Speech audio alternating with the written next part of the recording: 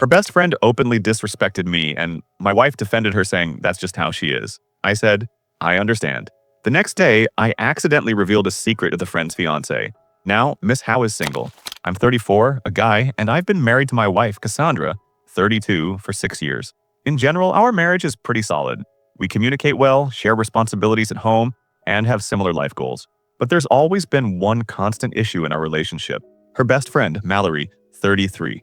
Mallory and Cassandra have known each other since college, and from the moment she met me, Mallory made it obvious she thought Cassandra could do better. And it wasn't in a subtle way either. She'd drop remarks at dinner parties about how Cassandra had settled, how she'd given up her wild side for a more stable life, and how she used to date more exciting guys. At first I tried to ignore it. Some friends are protective, no big deal, but over the years it got worse. She started making jokes about my salary. I'm a project manager at a mid-sized company. It's decent money, but not exactly Wall Street material. Then there were comments about my hobbies. Apparently, board game nights were a joke.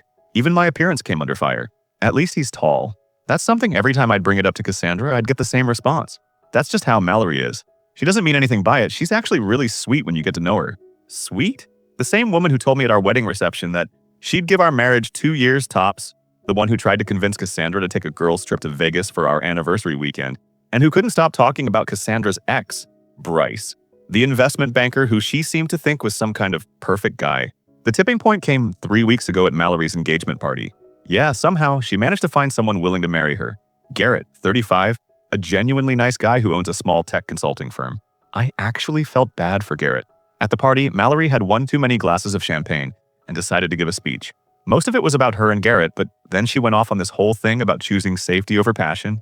She stared right at Cassandra and said, "Some of us choose security and predictability," then glanced at me and added, "And some of us wait for the real deal." She raised her glass to Garrett, who looked like he wanted to sink into the floor. Later, I overheard her chatting with a group of her friends, with Cassandra right there. She said, "I mean, at least Cass's husband is stable. That's important for some people. Not everyone needs excitement and ambition. Some people are fine with missionary position and Netflix documentaries." And Cassandra? She laughed. Actually laughed? Like it was some kind of joke that her best friend was essentially calling me boring. In bed and in life. I pulled Cassandra aside afterward and told her that was totally out of line. Her response? "Oh, honey, that's just how Mallory is. She's had a lot to drink." She didn't mean it personally, I told her. She literally made it personal. She was talking about our sex life, but Cassandra brushed it off. She was joking. "You're too sensitive. She's getting married now. She's just excited," saying silly things. I looked at the woman I loved, defending someone who'd spent 6 years subtly, sometimes not so subtly, undermining our relationship. And all I could say was, "I understand." Cassandra smiled, kissed my cheek, and went back to the party. I stood there watching Mallory fawn all over Garrett when I noticed something weird. When she thought no one was looking, she was texting someone with a huge smile on her face. Nothing unusual about texting, but Garrett was literally right next to her. And when he tried to see what she was smiling about, she quickly shoved her phone away. I'd seen that kind of behavior before at multiple gatherings over the years. Always the secretive texting, always the quick phone hiding whenever Garrett was around, always the excuse about work stuff. I'm not proud of what I did next, but I was angry, humiliated, and so tired of being disrespected in front of my wife. So when Mallory left her phone on the bar to go dance, and I happened to be getting a drink, I didn't unlock it or anything. I didn't need to. The messages were right there on the lock screen from someone named Derek. "Can't wait for next Tuesday." Same hotel 3 messages. That's all I saw before I walked back to my table. But it was enough. The next day, Garrett added me on LinkedIn. He'd mentioned wanting to connect about some potential project management work for his company. Perfect timing. I accepted his request and messaged him. "Hey man, great party yesterday. Would love to discuss those projects. By the way, small world. I think I know Derek from Mallory's office. Tall guy, works in accounting. He mentioned they're working on some big Tuesday deadline. Anyway, let me know when you're free to chat about the consulting work." Innocent enough, right? Just making some small talk. Networking. Garrett responded within the hour. "Thanks. Yeah, let's definitely connect." Weird though. Mallory's company doesn't have a Derek in accounting. "You sure about the name?" "Pretty sure," I replied. "Maybe he's in a different department." I definitely saw his name pop up in relation to some Tuesday thing. My mistake, probably. Anyway, how's Thursday for coffee? That was 5 days ago. From what I understand, through the inevitable gossip network, Garrett started asking questions. Turns out Derek is Mallory's personal trainer. The Tuesday work meetings she'd been having for the past 8 months? Yeah. Mallory tried to do some damage control, claiming Derek was just a friend, that Garrett was being paranoid. But Garrett's not an idiot. He checked their credit card statements. They'd recently opened a joint account for wedding expenses, and there it was. Multiple charges at a hotel restaurant every other Tuesday. Always for two people, always during her supposed work meetings. The engagement is off, Mallory's staying with her parents, and suddenly, mysteriously, my wife's best friend is too busy to hang out or return calls. Cassandra's been quiet. She hasn't directly confronted me, but I think she knows. The timing's too perfect. The Derek detail too specific. Am I the bad guy here?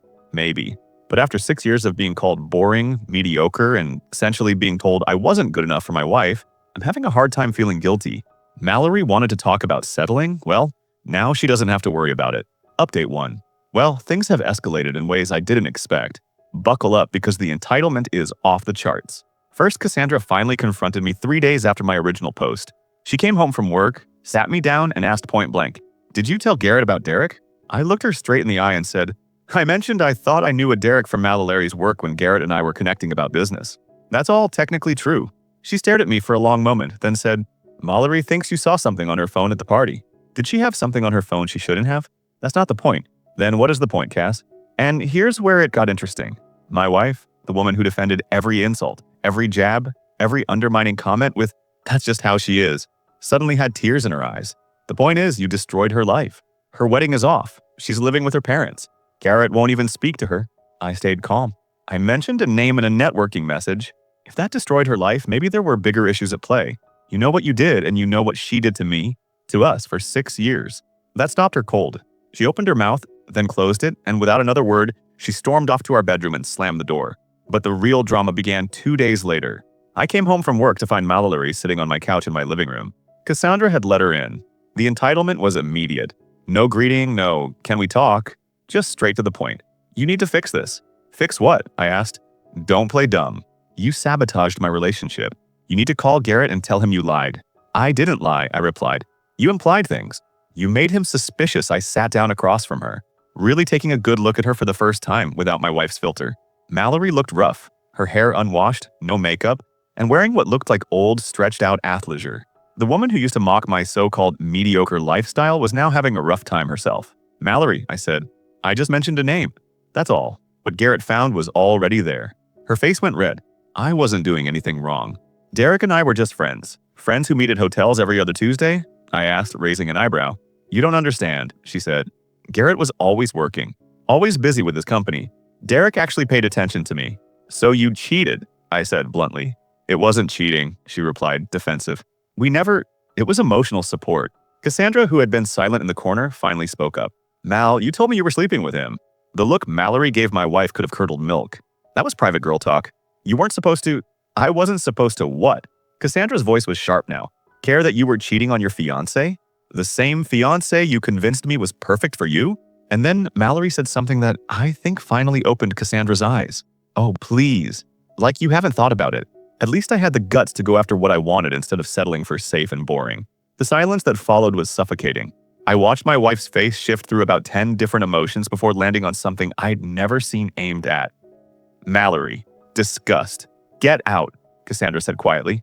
"Cass, get out." Mallory looked between us, seeming to realize she'd crossed a line. She started gathering her things, but being Mallory, she couldn't leave without getting in a final jab. "Fine. Enjoy your boring little life with your boring little husband. When you wake up at 40 and realize you wasted your youth on mediocrity, don't come crying to me." The door slammed. Cassandra and I sat in silence for a few minutes. Finally, she spoke.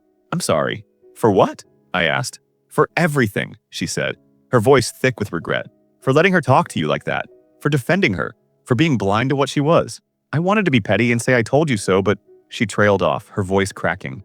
Looking at my wife, who just lost her best friend of over a decade, I couldn't bring myself to say it. "She showed you what she wanted you to see," I said instead. Cassandra let out a bitter laugh. "She showed me exactly who she was. I just didn't want to look." We talked for hours that night. Really talked. About how Mallory's comments had affected me. How they'd affected us. About how Cassandra had enabled it because it was easier than confronting her friend. We talked about how we move forward. I thought that was the end of it. Mallory was out of our lives. Cassandra and I were working on us. Done deal. I was wrong. 3 days later, I got a call from my boss. Someone had called the company claiming I was involved in cyber harassment and digital stalking.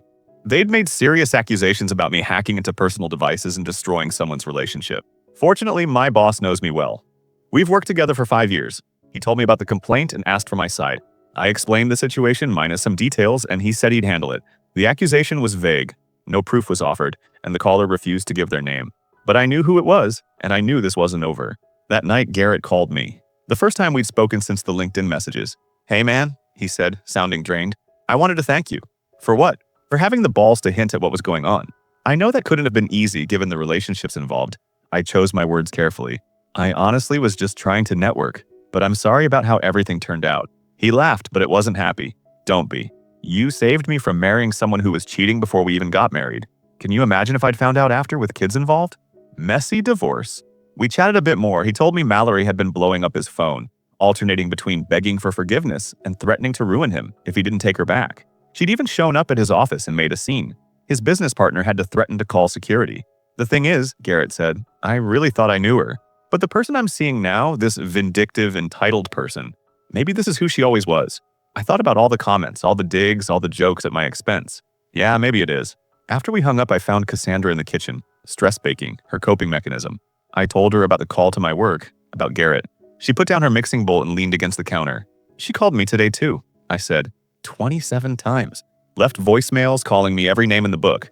Said I chose that bastard over our friendship, that I'd regret this when you inevitably bore me to death and I'm left with no friends. "That's harassment," she said, a little stunned. Yeah, I saved the voicemails. We looked at each other, both thinking the same thing. This was escalating beyond petty revenge or hurt feelings. This was becoming something else.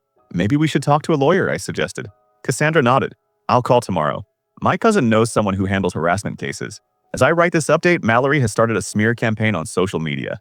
Nothing that mentions us directly, she's not that stupid, but lots of posts about fake friends, home wreckers, and karma coming for those who destroy others' happiness. The woman who spent 6 years telling me I wasn't good enough, who cheated on her fiancé, who tried to get me in trouble at work, she's painting herself as the victim. But here's the thing, her mask is off now. Garrett sees her for who she is. Cassandra sees her for who she is. And everyone in her social circle is starting to notice that her story doesn't quite add up. Actions meet consequences.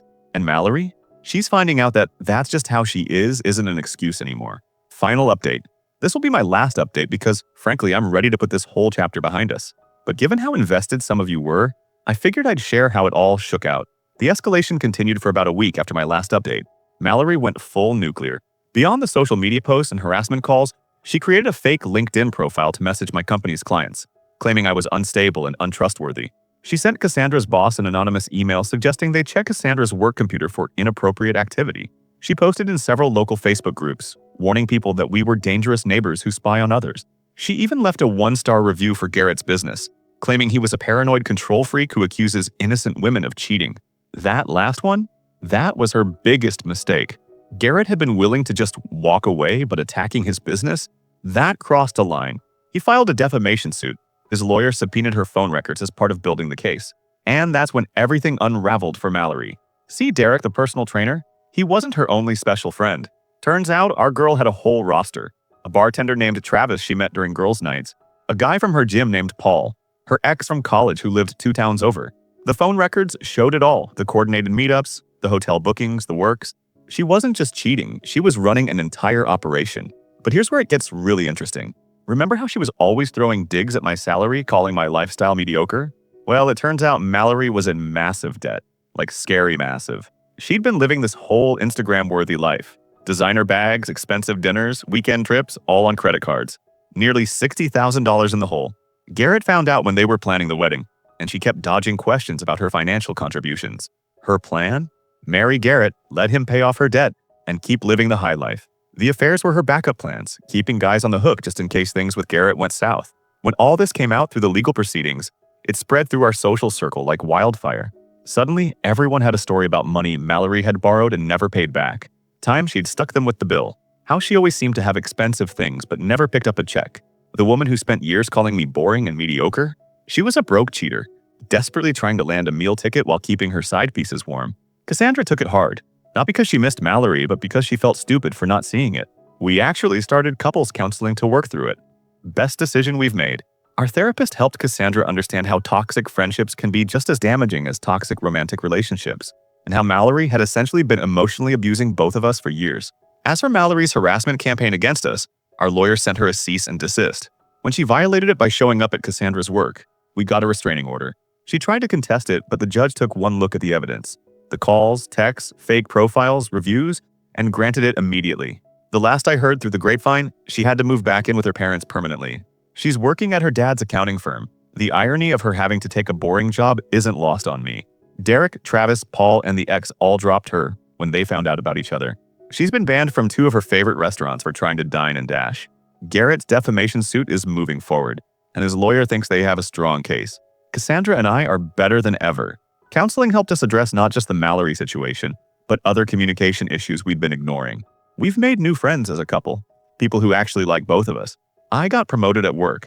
Turns out, when you're not constantly stressed about being insulted in your own home, you perform better. We're even planning a vacation, just us, no toxic third wheels.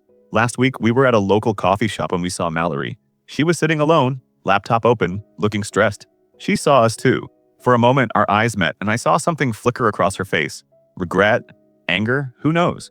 Cassandra grabbed my hand and we walked past without a word. Because that's the thing about people who justify their terrible behavior with, that's just how I am.